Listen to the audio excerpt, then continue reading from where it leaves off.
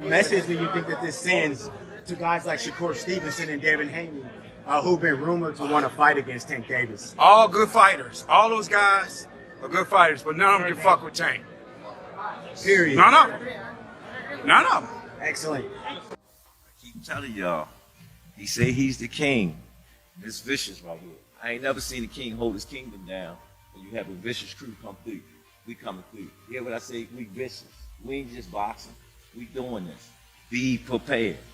Stop playing with my youngin. Stop playing with my youngin.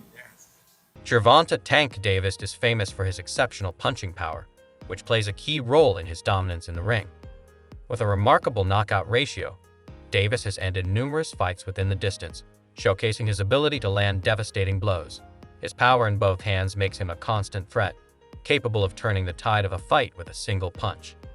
This rare knockout power is one of the main reasons Davis is regarded as one of the most dangerous fighters in boxing today. When he fought Isaac Cruz, he was 25-0, and he fought that little dude, that little pit bull coming at him all the time. And I mean, the movement, the boxing skill, that to me was the moment that Gervonta Davis hit the scene, and I said, yo, this is one of the best fighters in the world. When did you know he was one of the best fighters in the world? Like, Right even there. in the fight, I knew that I had him. I mean, everybody knew. No, but people didn't know, like, he actually can hit, like, when his punches was, like hard. felt it? Yes, Was he the strongest punch you think you ever felt? facts. Really? Yeah. In addition to his power, Davis boasts impressive speed and agility. His quick footwork and hand speed enable him to maneuver around opponents, land rapid combinations, and dodge incoming punches. This blend of speed and power makes him unpredictable and hard to counter. Davis can adjust his tactics mid-fight, keeping his opponents off balance and preventing them from finding their rhythm.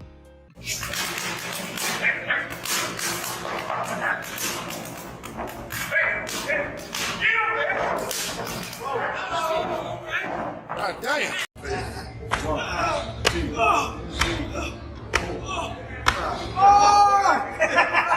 Davis's defense is a key part of his style. He uses a high guard, shoulder rolls, head movement, and quick reflexes to avoid clean hits.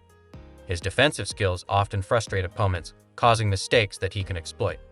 This not only minimizes the damage he takes, but also helps conserve energy, allowing him to maintain a high offensive output throughout the fight, staying effective and relentless from start to finish.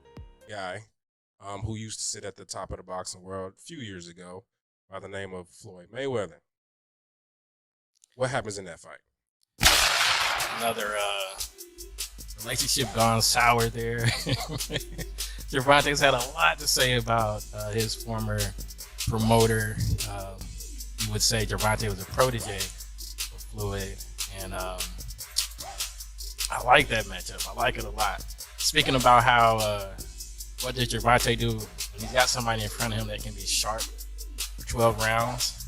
Floyd is the definition of he is on point at all times, and he will not get caught with anything crazy, anything unruly in the corner. It's just not going to happen to Floyd Mayweather. And so, with that being said, I've got Tank by knockout. Go watch the full episode now. One of Davis's most impressive skills is his versatility. He can effectively fight at various ranges, whether inside the pocket or from a distance. By adapting his style to exploit his opponent's weaknesses, he remains unpredictable and dangerous. This adaptability allows him to face different boxing styles, whether against a power puncher, counter puncher, or pure boxer, and still emerge victorious, making him a well-rounded and formidable opponent in the ring. All right. Hey guys, Adriana Jimenez joined here with two-time and current WBA super featherweight champion Gervonta Tank Davis. Gervonta, just a couple of days away from headlining your first U.S. base card against Hugo Ruiz, originally against Abner Mares, who we wish a speedy recovery. How excited are you to get inside the ring and give us a great show? I'm very excited, just to be back, just to be back in the ring, give my fans a great show, even the fans all over a great show that's turning in on Showtime. I believe that I will have a great performance. I don't think I have a lot of ring rush, but hopefully Hugo can come in, living up to his word, and I live up to my word, and we give on a great show. We know that Hugo's been pretty vocal saying that he wants that knockout, that he wants to knock you out. But we know that you're very confident in what you bring. What kind of fight can we expect? Action-packed fight, off of what he's saying, he's saying that he coming in to knock me out, so he have to bring action, to do that. So I'm ready. Training camp been going great. Gervonta "Tank" Davis exudes confidence and mental toughness. His self-belief and composure under pressure shine through in his performances. This mental resilience is key in high-stakes bouts, enabling him to stay focused and execute his game plan, no matter the circumstances. Davis' ability to remain calm and collected in the face of adversity is a true testament to his psychological strength. The best ones out there is what they don't know gets less respect for it, but one of the best ones out there. Now his mouth a little different, you know what I'm saying? He's a different kind of character when he comes from that. Yeah, because that's where he's from. But he's really one of the pound the best ones of the crew. And I'm gonna tell you why he's the best one of the crew. To me, he can punch, but he also can box. You understand me? Some that can box can't punch. Some that can punch can't box. He can box, he can punch, he can move laterally, he can do the left side, right side, he can do whatever he needs to do as a southpaw to get the job done. And that's saying a lot, because not many guys can do that today. As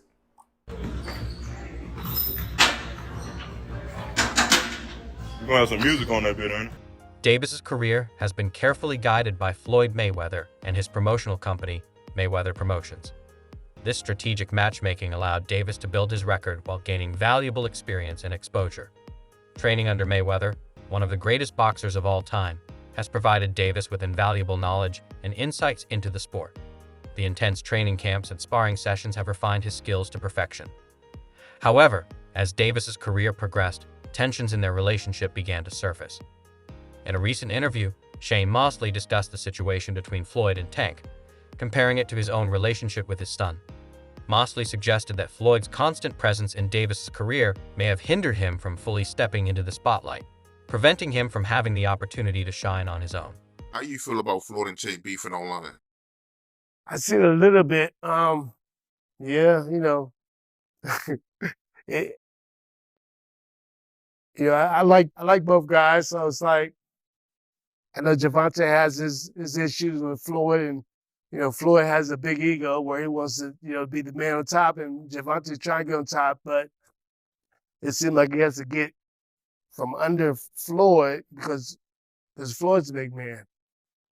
You know what I'm saying? And it's kind of hard. It's kind of it kind of reminds me of me and my son. Like I kind of like got myself away and let him do his own thing and let him have his own glory, his own his own glory, his own life.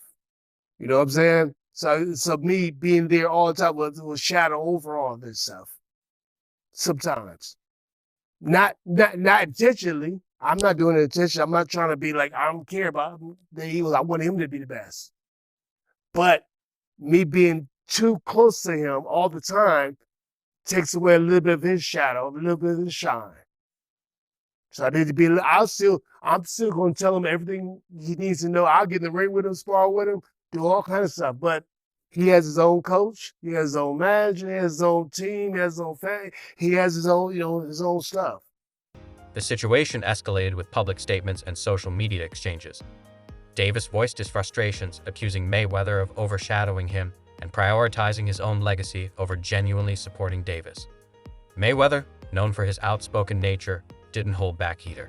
He criticized Davis's attitude and work ethic, stressing that Davis needed to show more gratitude and respect, further deepening the rift between the two. Everyone to see, whether it's on social media, whether it's the comments that are being made by both men. Gervonta Davis reacted to, Floyd Mayweather explaining why he did a press conference on the same day that, Gervonta had a press conference, and he said they offered him $1 million for that particular press conference, and Michael Benson reported this, and Gervonta Davis quoted the tweet and said "lol" on top of it, because Gervonta Davis apparently was quoted saying that it doesn't matter how much money a man has, he can still be jealous. Like, why Floyd would be jealous of Gervonta Davis? You know, Gervonta Davis, I like Gervonta Davis. I think he's a very exciting talent, very good fighter. He was telling me just stay calm. I always like to listen to Floyd when it comes to big stages like this, because he's the only one that been in my shoes and been like in these type of fights. You know what I mean? So I always try to stay close to Floyd when stuff like this happens. You know what I mean? Just to keep me humble and, you know, like, had me on the right track. You know what I mean? So I always appreciate Floyd for being in my corner and having my back. Always, you know what I mean? So it's always a be love for Floyd Mayweather. A well-conditioned athlete, Davis consistently arrives in top physical shape for his fights. His conditioning enables him to maintain a high work rate while sustaining power and speed throughout the bout. This level of fitness enhances his performance and reduces the risk of fatigue, which can be a crucial factor in the later rounds of fight. Like day one in the camp, I start running probably like, it's different times. I might don't feel like running in the morning. I might run at night. It all depends what fits you. Like, I run in the morning. If I don't, I run at night. Train probably like 2 or 3. If I want to do something again, I train at night. Or I run, and that'll be it. But when I'm in camp, I really don't go outside. Like, it's hard for me to go outside, so I just be in the gym and home. That's it. Like, I don't go nowhere. Some people just go away and be... But you specifically? Me? First of all, I get a camp house, you know, out here. Like day one in the camp, I start running probably like, it's different times. I might don't feel like running in the morning. I might run at night, you know.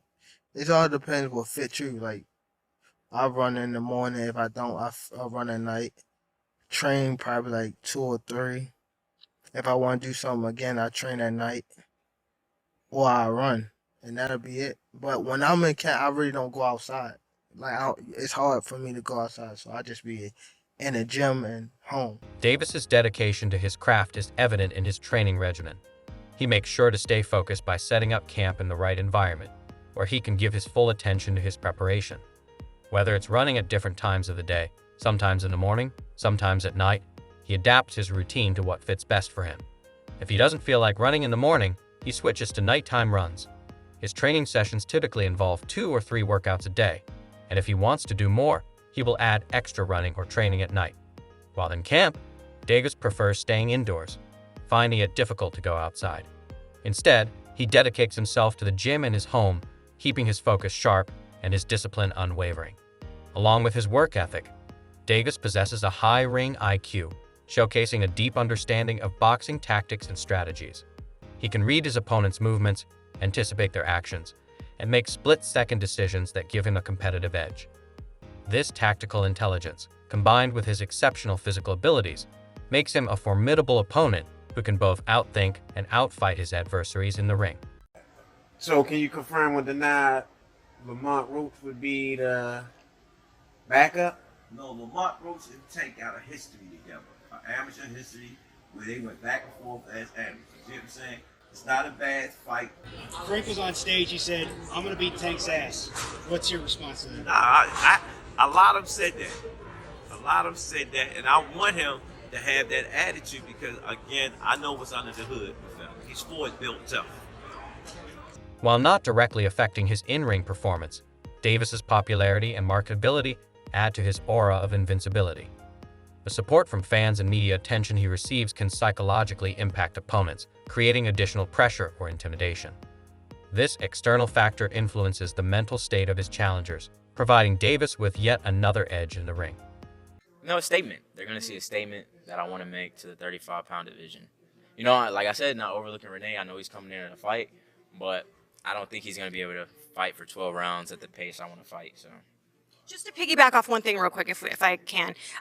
You mentioned, obviously, the Lamont Roach fight with Gervonta. We don't know if that's happening 100% December or January, but how do you see that fight going? Do you feel confident giving a prediction on someone else's fight as opposed to your own?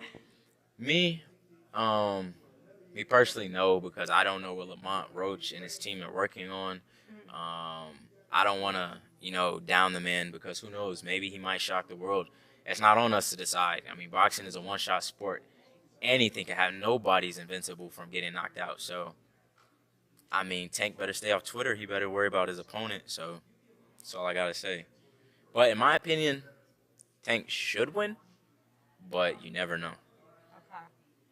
All right. Floyd, thank you so much for your time. I appreciate it. It was lovely meeting you. And hopefully we'll be able to catch up with you post-fight. Yes, of course. All right. Thank you. Thank you so much.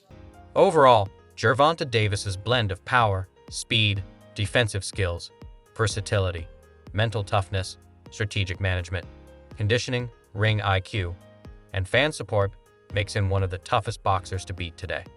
His ability to adapt and dominate in various situations has earned him a reputation as a nearly unbeatable force in the sport. As he continues to evolve and take on new challenges, Davis's legacy as a top-tier fighter is only set to grow, cementing his place in boxing history. What do you think is the minimum weight of someone that could beat you in a fight? Minimum weight? Yeah, Right. someone's like 250.